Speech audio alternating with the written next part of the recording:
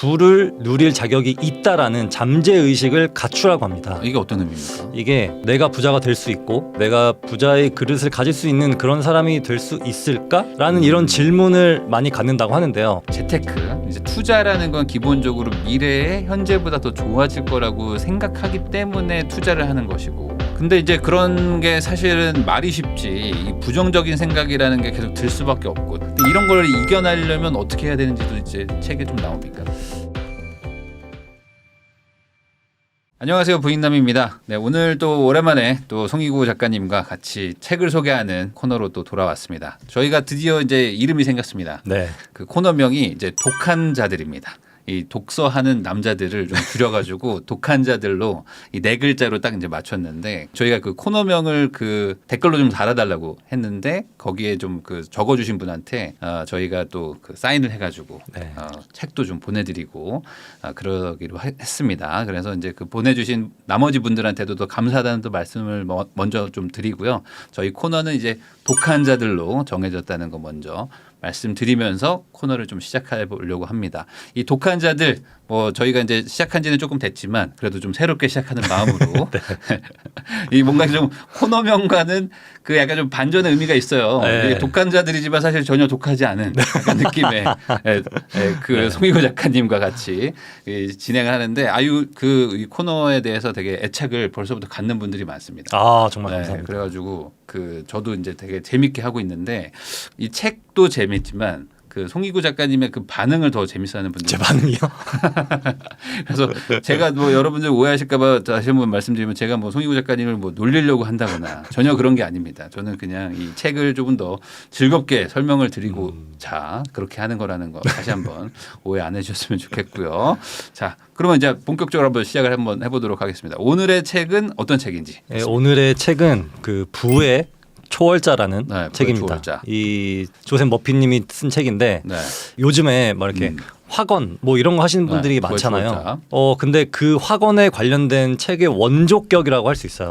네, 그래서 원조. 뭐 끌어당김의 법칙, 뭐 심상화, 시각화 이런 것들이 되게 요새 좀 유행처럼 번지고 있는데 네. 그거의 거의 시초 같은 책이라고 말씀드릴 수 있습니다.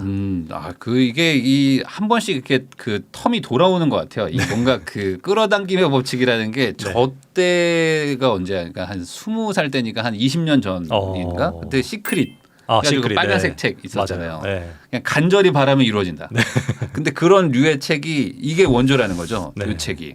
그래서 이 책이 보니까 거의 한 60년 전에 나왔던 책이더라고요. 네. 그러니까 그때 이제 처음으로 나왔으니까 네. 아마 그때 당시의 어떤 그 사회 분위기에서는 되게 좀 센세이션한 그런 느낌이지 않았을까라고 맞아요. 생각이 좀 들거든요. 네, 그 제가 이 책을 읽으면서 이게 사실 제 스타일의 책은 아니거든요. 이게 스토리텔링이 좀 부족하고 하지만 미국에서 워낙 많이 팔렸고 네. 국내에서도 좀 평이 좋아서 네. 선정해봤습니다. 그러니까 어찌 보면 그 원조다 보니까 네. 이게 그런 거 있지 않습니까? 영화도 영화도 그 옛날에 그 반전 영화들 있잖아요. 네. 유명한 반전 영화들을 요즘에 보면 조금 식상해요. 유주얼 서스펙트 같은 거. 식스센스.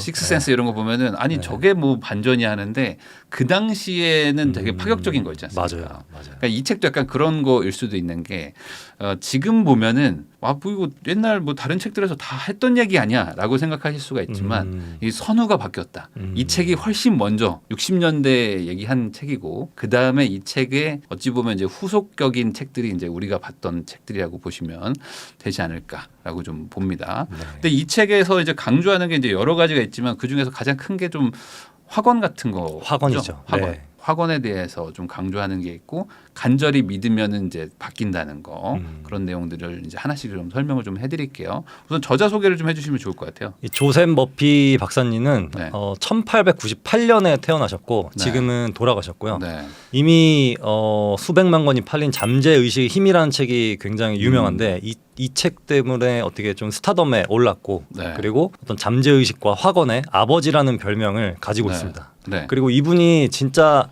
원했던 거는 모든 사람에게 내면에 있는 신성한 근원과 힘에 대해 알려주고 싶었다 이거였어요. 그러니까 이 책에 보면 뭐 생명의 근원 뭐 이런 내용들도 막 계속 나오고, 네. 그 근원에 대해서 계속 간절히 바라면 그 근원이 뭔가 들어준다. 네. 약간 이런 내용들이 계속 반복되는 부분들이 있거든요. 네. 그게 약간 그 말씀하시고 싶었던 내용인 것 같아요. 맞아요. 그러니까 내가 뭔가 부정적으로 살면 계속 그 부정적인 기운이 생기고 긍정적인 생각을 가지면은 긍정적인 그 기운이 이제 내 그 신성한 근원과 만나가지고 내 인생이 좀 바뀐다 뭐 이런 것 같은데 네. 제가 아까 잠깐 찾아보니까 이분이 그 머피의 법칙 네, 머피의 법칙이란 말도 이게 네. 조셉 머피의 법칙 그 머피의 법칙이 이건가? 이건지는 정확히는 모르겠지만 네. 머피의 법칙이라는 책까지 책도 내셨던 쓰셨고, 분이에요. 네. 네, 그래서 이제 그 뭔가 그 자기계발서의 약간 아버지 같은 네, 원조격이신 분이 쓰신 책이어서 한번 뭐 읽어보시면은 좋지 않을까라는 생각입니다. 이 평점은 한 어느 정도 주고 싶으세요? 저는 네. 한 4.1점. 4.1점. 네. 그러면 이제 4점대는 괜찮은 책이지만 4.1이라는 거는 괜찮은 책 중에서 안 좋다. 좀 약간 아쉬운 부분이 몇 군데 있었는데요. 네. 이게 학원에 관한 내용이긴 한데 너무 뜬금없는 내용들이 가끔씩 나와요. 예를 들면은 약사가 약국이 잘 안 돼서 네. 나는 약국이 잘 될 수 있다 이런 학원을 매일 했더니 갑자기 약국이 잘 됐대요. 네. 네, 그래서 이런 게 약간 저는 너무 이렇게 과장이 된 건지 네. 아니면은 뭔가 어떤 중간 과정이 생략된 채로 결과만 나와 있는 건지 네. 그게 좀 아이러니했습니다. 근데 그런 게 사실은 자기계발서에는 많이 나오는 류의 그런 내용들 아닙니까? 갑자기 이제 맞아요. 간절히 바랬더니 되는 거 있지 않습니까? 네. 이제 그러다 보니까 이제 자기계발서를 약간 조금 불신하시는 분들은 아니 그게 말이 되냐라고 말하는 분들도 있는데 또 반대로 또 그런 거를 또 좋아하시는 분들은 이 간절히 바라면 그게 내 생활 패턴을 조금씩 바꾸기 시작하고 맞아요. 내 주변에 좋은 기운들을 이제 전달하기 시작하면서 어떤 손님들도 그게 느껴지고 하면서 이제 뭔가 매출이 늘어난다 이렇게 얘기하는 분들도 있는데 뭐 개인적으로는 어떻게 생각하세요? 이 어떤 그 내 마음가짐이 내 주변 사람들에게 영향을 준다. 근데 이게 학원 하는 것 자체는 좀 네. 좋은 것 같아요. 저도 여태까지 학원을 말로 한 건 아니고 이렇게 일기장에다 몇 번씩 썼거든요. 네. 누구는 뭐 하루에 100번 써라 막 이런 분도 있는데 그 너무 오래 걸려서 저는 네. 3번씩만 썼습니다. 3번씩. 네, 근데 그게 괜찮았던 것 같아요. 음. 네, 그래서 그거를 이렇게 쓰고 나면은 되게 네. 뭔가 내가 오늘도 열심히 살아야겠다 네. 이런 다짐을 하게 됐습니다. 아침에. 네, 그런 아침에. 거. 아침에 눈 뜨자마자 하는 건가요? 저는 회사 출근해서 회사에서 이렇게 썼어요. 회사에서 일하는 시간에 아니요. 출근해서 일할 시간에. 출근하자마자 일기장 딱 피자마자 썼어요. 네. 그래요. 오늘 어떻게 살아야 될지 뭐 이런 걸 쓰는 건가요? 저희 목표 이런 거죠. 나는 뭐를 어떻게 할 것이다. 나는 어떤 사람이 될 것이다. 이런 거 똑같은 문장을 한 3번씩 썼던 것 같습니다. 근데 저도 이거를 하긴 했었거든요. 근데 저는 이제 학원을 해야 된다라는 뭐 책을 보고 했었던 거는 아니었고 그냥 그 포스트잇에다가 제가 내 인생의 목표를 써가지고 이제 매일매일 지갑에서 꺼내가지고 이렇게 보고 읽고 했었는데 네. 지나고 나서 보면 그 되게 효과가 있었던 것 같아요. 네. 그리고 이제 그때 제가 아까도 잠깐 말했듯이 시크릿 그 책이 엄청 유행을 했었거든요. 네. 제 대학교 때도 뭐 유행을 하고 했었는데 그때 제가 그걸 한번 해보려고 했었어요. 그 책에 그게 나오잖아요. 그림을 그려라. 그림을 그려가지고 네. 이게 붙여놔라. 네. 그러면은 간절히 바라면 이루어진다. 그래서 제가 지금도 기억나는 게 그 그림을 그려놓고 그걸 뭐 계속 보고 했더니 어느 순간 그 그림 그대로의 집과 차를 사게 된 자기를 발견하게 됐다. 막 이런 내용들이 막 나오거든요. 네. 네, 그래서 제가 그거를 이제 한번 해보려고 했는데 네. 안 되더라고. 안 되더라고. 단순히 그림만 그려가지고는 안 되더라고. 그러니까 이게 어느 정도 그 현실 가능성이 있는 부분들의 그림을 또 그려야 되는 건가? 막 이러면서 제가 좀 혼란을 한 적이 있었는데, 그러니까 이게 그 단순히 바래가지고는 안 되고 그 중간에 또 과정도 좀 필요는 하겠죠. 네. 근데 중요한 거는 학원을 하는 것 자체는 저도 좀 효과를 본 게 있어요. 왜냐하면 목표라는 게 아예 없을 때는 좀 하다가 흐지부지 되는 게 좀 많잖아요. 맞아요. 그리고 하다가 좀 지칠 때 좀 아예 하지 말자. 이렇게 좀 놔버리게 되는 것들이 있는데 뭔가 매일매일 뭔가 하면서 다시 한번 좀 마음도 좀 다잡고 하는 것들 그런 경험이 좀 있으셨나요? 그 매일 회사에서 아침에 좀 하라는 일 안 하고 이렇게 하시면 뭔가 좀 마음을 다잡게 되셨나요? 일단 제 목표 중에 저는 책을 한번 써보고 싶다 이런 게 있긴 있었어요. 거기에. 네. 근데 이게 실제로 이루어질지는 몰랐거든요. 네. 그래서 그것도 좀 신기하긴 했고 그리고 또 그럼 효과가 있는 건데? 그리고 또 어떤 건물주가 되고 싶다. 그래서 그런 것도 몇 번 썼었는데 그것도 실제로 이루어져서 지금은 다 정리하고 없지만 아무튼 그게 이루어져서 좀 신기했던 경험은 있어요. 근데 이게 과연 학원 때문인지 아니면 저의 뭐 운이나 아니면 또 노력 그런 것 때문인지 그게 전 아직도 좀 궁금증 남아있긴 합니다. 네. 근데 이제 이런 그 자기계발서의 그 논리가 네. 저도 이제 이런 책들을 좀 많이 봤었는데 그런 거잖아요. 그렇게 확언을 하면서 자연스럽게 잠재의식에 이게 묻어두면 네. 내가 이제 잠재의식은 내가 컨트롤할 수가 없기 때문에 네. 이 잠재의식이 실제로 진심으로 믿으면 얘가 나는 그런 사람인가 보다라고 하면서 자연스럽게 나를 그렇게 행동하게 만든다. 네. 그러니까 아마 그런 것들을 계속 집요하게 내 머릿속에 나는 책을 쓸 수 있는 사람이야. 책을 쓸 거라고 집어넣기 맞아요. 때문에 작가가 되신 게 아닐까. 네. 네, 그런 것 같아요. 그래서 뭔가 그럼 평점을 좀 올릴 생각 있으십니까? 근데 이 책 자체가 네. 그냥 과정이 너무 생략되어 있어서 약간 읽기는 약간 좀 부담스럽긴 해요. 네. 그리고 이게 좀 내용이 좀 약간 반복되는 부분들도 약간 좀 있기도 맞아요. 하고. 네. 네. 그러면 이제 내용을 좀 하나씩 좀 설명을 좀 드리면 좋을 것 같은데 우선 첫 번째로 좀 소개할 수 있는 내용이 뭐가 있을까요? 부를 누릴 자격이 있다라는 잠재 의식을 갖추라고 합니다. 이게 어떤 의미입니까? 이게 내가 부자가 될 수 있고 네. 그리고 내가 부자의 그릇을 가질 수 있는 그런 사람이 될 수 있을까? 라는 이런 질문을 많이 갖는다고 하는데요. 근데 네. 저도 그랬어요. 저도 처음에 부동산 시작했을 때 내가 과연 부자가 될 수 있을까? 되게 네. 그런 의심도 많이 했고 네. 그리고 진짜 부자들을 보면서 저 사람들은 정말 어떤 사람들일까? 네. 나와는 완전 다른 사람들일 거야 라고 생각했지만 점점 하다 보니까 저의 생각이 조금씩 바뀌었던 것 같아요. 네. 아니 근데 그 의심을 갖게 되면은 사실 행동을 하기가 어려운데 네. 이거 조금만 더 설명을 해주시면 좋을 것 같아요. 이 의심을 가지면서도 네. 나는 그래도 뭔가 될 수 있다. 음. 그러니까 나는 저 사람처럼 안 돼라고 하는 것과 네. 나도 저 사람처럼 될 수 있어라고 이 두 개로 갈리는 게 굉장히 다른 결과를 가져오거든요. 그래서 저는 저 사람은 엄청난 부자지만 나랑은 좀 다른 사람은 같지만 나도 언젠가 될 수 있어라고 이렇게 생각했던 것 같아요. 그러니까 이 책에서도 보니까 그게 나오는 것 같아요. 가장 큰 차이가 뭐냐? 할 수 없다와 할 수 있다로 나뉜다. 네. 그러니까 나는 안 될 거야, 할 수 없을 거야라고 말하는 순간 이제 사실 끝나는 거고. 네. 나도 할 수 있어, 할 수 있을 거야라고 말하는 순간 이제 뭔가 방법이 바뀌는 건데 네. 뭔가 길이 보이는 거고. 그러니까 내 머릿속 잠재 의식 안에 할 수 있을 거야라는 거를 계속 집어넣어라라는 게 이제 초반에 나오더라고요.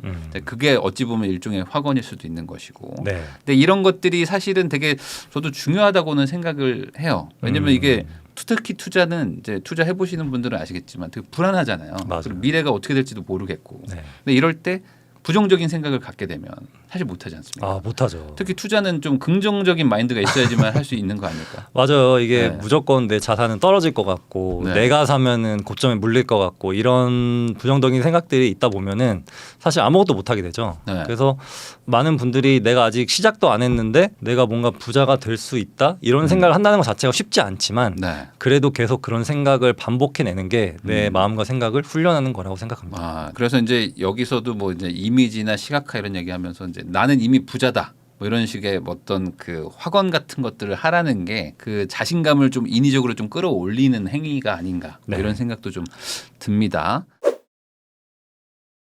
그리고 또 두려움과 걱정은 불을 쌓는 능력에도 부정적인 영향을 끼친다고 해요. 네, 맞아요. 근데 이게 저도 이제 투자를 하면서 이 두려움과 걱정이 안 들지는 않는데 네. 두려움과 걱정만 해가지고는 사실 답이 없잖아요. 맞아요. 네, 이런 경험 좀 있으실 것 같죠. 일단 이게- 제가 그 부동산을 매수할 때는 네. 항상 최고가였어요. 네, 그 전에 샀던 사람의 등기부등본을 떼어보면 네. 저보다 한 다 몇 억씩 쌌거든요. 그래서 저는 이게 내가 항상 최고가인데 이거 고점에서 물리는 거 아니야 이런 걱정을 늘 했지만 네. 그래도 이거는 이 정도의 가치가 있으니까 몇 년 뒤면 어느 정도까지 올라갈 것 같아. 네. 올라갈 거야. 이렇게 네. 긍정적으로 좀 생각했던 것 같아요. 그러면 굳이 이렇게 최고가에 사시던 이유가 있어요? 그 전에 사신 분들이 네. 워낙 오래전부터 가지고 계셨던 분들이라서 그 가격으로 돌아가긴 좀 어렵더라고요. 네. 그 오래된 것들 위주로 사셔가지고. 맞아요. 네. 그러면... 그래서 그 예전에 음마 아파트가 2010년에 그 10억이었고 네. 2013년에 7억이었거든요. 네, 맞아요. 저는 그때 당시 투자를 했을 때 음마 아파트가 이렇게 3억씩 떨어지는 거를 보고 진짜 나 이러다가 큰일 나는 거 아니야 이런 생각했는데 네. 이게 다시 반등을 하더라고요. 그렇죠. 네. 이게 사실 그 부동산 투자든 뭐 주식 투자든 뭐든지 간에 이 재테크 이제 투자라는 건 기본적으로 미래에 현재보다 더 좋아질 거라고 생각하기 때문에 투자를 하는 것이고 미래가 지금보다 더 안 좋아질 거라고 생각하면 당연히 투자를 안 하는 거잖아요. 네. 그러다 보니까 기본적으로 투자자들은 좀 낙관주의적인 성향을 좀 가지고 맞아요. 있고 네. 이제 투자를 좀 안 하는 사람들은 좀 비관주의적인 성향을 좀 가지고 있는데 네. 네, 그러다 보니까 이제 이거를 또 반대로 생각하면 또 투자자들은 너무 또 미래를 좀 좋게만 본다라고 생각들을 하시는 분들도 있겠지만 반대로 투자라는 거를 하기 위해서는 당연히 또 미래를 좋게 보지 않으면 이게 성립이 안 되는 거니까 미래가 나쁜데 투자할 수가 없잖아요. 그쵸. 그러니까 이게 또 뭐 미래가 이제 다가와서 결과가 나와봐야 아는 거긴 하겠지만 이게 어찌 보면 뭐 전제 조건 같은 거다라고 보시면 될 것 같아요. 그러니까 이제 두려움과 걱정을 이겨내고도 좋은 미래를 꿈꾸면서 나가는 게 이제 투자의 좀 기본 같은 거죠. 그래서 이 조셉 머피 박사님이 이게 수영과도 같다고 했거든요. 네. 그래서 힘을 주면은 가라앉고 힘을 빼면 이렇게 뜬다 이렇게 표현을 하셨는데 정말 아무것도 하지 않고 내가 계속 무서워하고 걱정만 하다 보면은 그냥 가라앉게 되는 거죠.